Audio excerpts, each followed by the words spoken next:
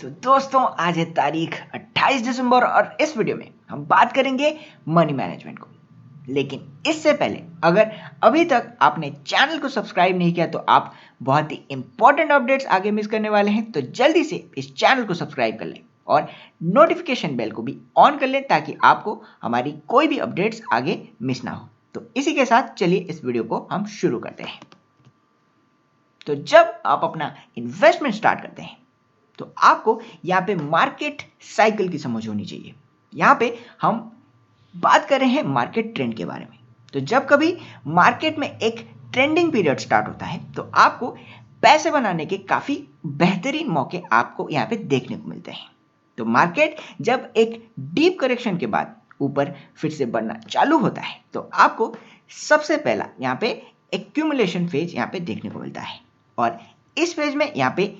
वो investor enter करते हैं जो कि वैल्यू इन्वेस्टिंग में यहाँ पे अपना बिलीव रखते हैं। इसके बाद यहाँ पे एंट्री होती है FIIs यानी फॉरेन इंस्टीट्यूशनल इन्वेस्टर्स की और DIIs की। इसी के साथ कुछ रिटेल इन्वेस्टर्स मार्केट में अपना पार्टिसिपेशन यहाँ पे स्टार्ट करते हैं, जिसके बाद मार्केट में एक बहुत बड़ी रैली हमें देखने को मिलती है और कुछ ही टाइम के बाद मार्केट फिर से अपने लाइफ टाइम हाई को यहाँ पे फिर से टच करता है, जिसके बाद मार्केट थोड़ी देर तक आपको कंसोलिडेट होता हुआ देखने को मिलता है। और इस फेज को हम मार्कअप और डिस्ट्रीब्यूशन फेज के नाम से जानते हैं।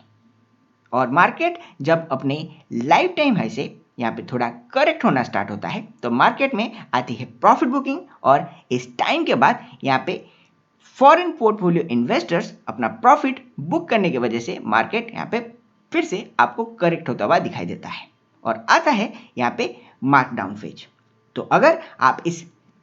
मार्केट साइकिल को समझ लें तो आपको अपना जो प्रॉफिट है उसे मैक्सिमाइज करने में काफ़ी मदद मिलने वाली है। तो जल्दी से इस ग्राफ को अपने नोट में यहाँ पे आप ड्रॉ कर लें। और इसके बाद बारी आती है यहाँ पे मार्जिन ट्रेडिंग की। तो ज़्यादातर केसेस में हम में से जो ट्रेडर्स हैं वो यहाँ पे हाई मार्जिन ट्रेड लेना प्रीफर करते हैं। तो हम यहाँ पे बात कर रहे हैं हाई मार्जिन ट्रेड्स के बारे में, जो है कवर ऑर्डर, ब्रैकेट ऑर्डर या फिर आप फ्यूचर एंड ऑप्शन ट्रेडिंग के बारे में यहाँ पे इसे कंसिडर कर सकते हैं। उस केसेस में आपको हाई मार्जिन के चलते अगर आपका एक भी ट्रेड गलत होता है तो आपका जो ट्रेडिंग अमाउंट है उसमें से आपको एटलीस्ट 30 to 50% तक यहाँ पे लॉसेस आपको बुक करने पड़ सकते हैं, क्योंकि यहाँ पे हाई मार्जिन ट्रेड्स में अराउंड 15 to 20 टाइम्स आपको मार्जिन प्रोवाइड की जाती है।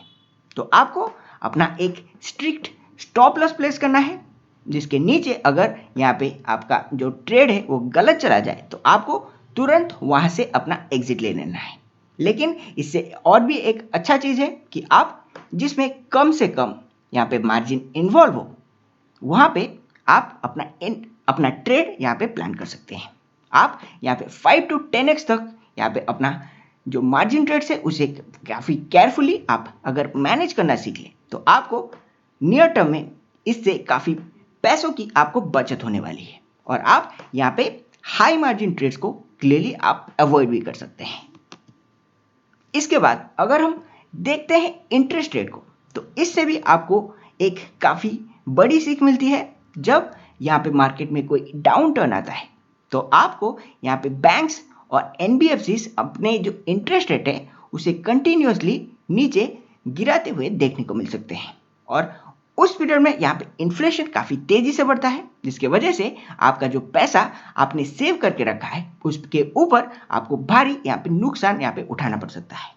फॉर एन एग्जाम्पल, अगर आप बैंक में 100 रुपये यहाँ पे जमा करते हैं और यहाँ पे इन्फ्लेशन 6% है और आपका जो बैंक है वो आपको 4% एज एन इंटरेस्ट यहाँ पे अगर पे करता है तो हर साल आपको यहाँ पे 2 रुपये का यहाँ पे लॉस होने वाला है। तो इसे बचने के लिए आपको ऐसे कुछ इन्वेस्टमेंट ढूंढने होंगे जो कि एटलीस्ट आपको इन्फ्लेशन से ज़्यादा यहाँ पे रिटर्न जनरेट करके दें। अदरवाइज आपका जो सेविंग्स है वो आपका कोई काम में नहीं आने वाला। और इसके बाद अगर हम फिर से ट्रेडिंग के ऊपर बात करें तो यहाँ पे अगर आप किसी दूसरे के पैसों से यहाँ पे ट्रेड करते हैं और आपका जो ट्रेड है वो गलत चला जाता है तो आपको 2 बार यहाँ पे पैसों की लॉस होने वाला है। क्योंकि आपने पहले ट्रेडिंग में पैसे गंवाए और बाद में आपने जिससे यहाँ पे पैसे उधारी में ले रखा है उसे भी आपको यहाँ पे विथ हाई इंटरेस्ट उस पैसे को यहाँ पे वापस करना पड़ सकता है। तो इसे बचने के लिए आप सिर्फ अपने ही पैसों से अपना ट्रेडिंग चालू रखें, और अगर आपके पास कम पैसा है तो आप यहाँ पे लॉन्ग टर्म इन्वेस्टमेंट के बारे में आपको जरूर यहाँ पे प्रेफर करना चाहिए।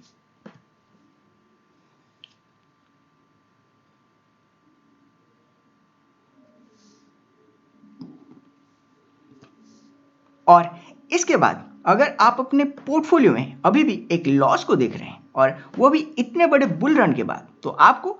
यहाँ पे एसेट एलोकेशन के ऊपर ध्यान देना है, क्योंकि अगर आपने सिर्फ इक्विटी सेगमेंट में एक बहुत ही बड़ा अमाउंट यहाँ पे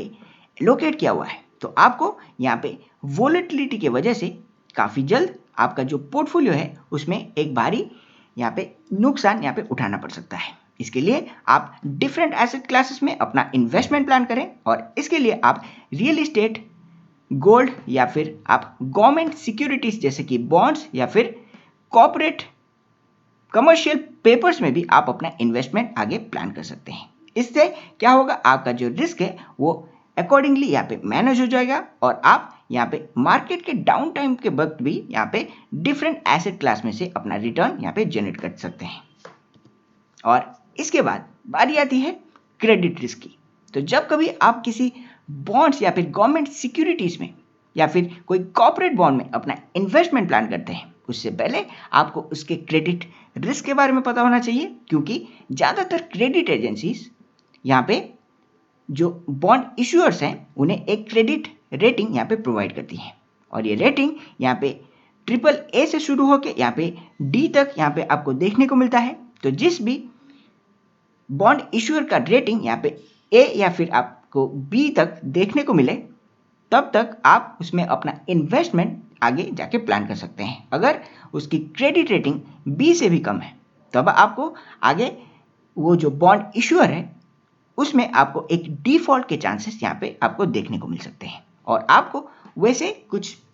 बॉन्ड इश्यूअर्स को क्लियरली अवॉइड करना है, जैसे कि हमने यहाँ पे येस बैंक और DHFL के केस में देखा।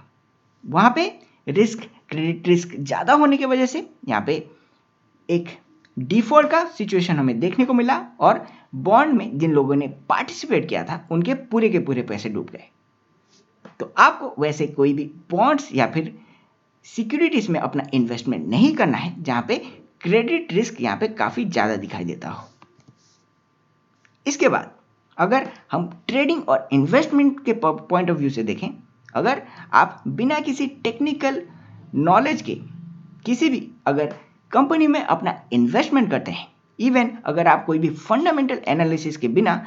कोई भी कंपनी में सिर्फ प्राइस मूवमेंट को देखते हुए अगर आप इन्वेस्ट करते हैं, तो आप एक इन्वेस्टर नहीं है, आप सिर्फ स्पेकुलेशन के वजह से यहाँ पे उसमें इन्वेस्टमेंट कर रहे हैं। जब तक आपका यहाँ पे जो गेस है वो सही जाता है, आप पैसे बनाते रहेंगे, और जब आपका ये डिसीजन यहाँ पे गलत साबित हो गया तो आपका जो पूरा का पूरा होल्डिंग्स है उस कंपनी में वो पूरा डूब भी सकता है। तो आपको यहाँ पे टेक्निकल और फंडामेंटल एनालिसिस को क्लियरली यहाँ पे तवज्जो देना है, और अगर आप इस बात को नहीं समझते तो आपको बहुत सारे स्टॉक मार्केट रिलेटेड बुक्स यहाँ पे देखने को मिलेंगे, या फिर आप डिफरेंट वीडियो सोर्सेस से भी इन बातों को जाके सीख सकते हैं। तभी आप लॉन्ग टर्म में अपने पोर्टफोलियो में एक मल्टी बैगर रिटर्न यहाँ पे काफ़ी आसानी से जनरेट कर पाएंगे। इसके बाद अगर हम बात करें अपने होल्डिंग्स के बारे में, तो आपका जो होल्डिंग्स है उसमें कभी भी आपको एक भारी गिरावट दिखाई दे सकता है अगर आपने सिर्फ एक ही एसेट क्लास में अपना इन्वेस्टमेंट प्लान किया है, क्योंकि जो इक्विटी सेगमेंट है वो सबसे ज़्यादा वोलेटाइल है और उसमें आपको रिस्क और रिवार्ड सबसे ज़्यादा यहाँ पे देखने को मिलते हैं। तो आपको उसको यहाँ पे हेजिंग करना जरूरी है, और हेजिंग के लिए आप यहाँ पे गोल्ड या फिर कोई दूसरा एसेट क्लास को यहाँ पे सिलेक्ट कर सकते हैं।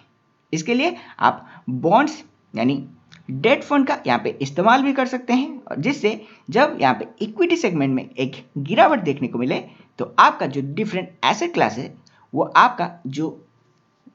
लॉसेस है उन्हें थोड़ा बहुत कंपेंसेट कर सकता है।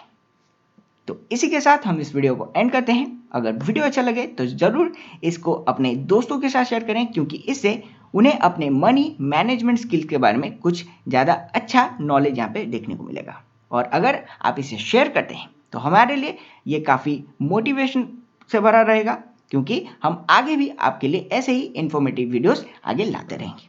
तो इसी के साथ हम इस वीडियो को एंड करते हैं। तो तब तक के लिए मैं मिलूंगा आपको अगले वीडियो में। And finally thanks for watching.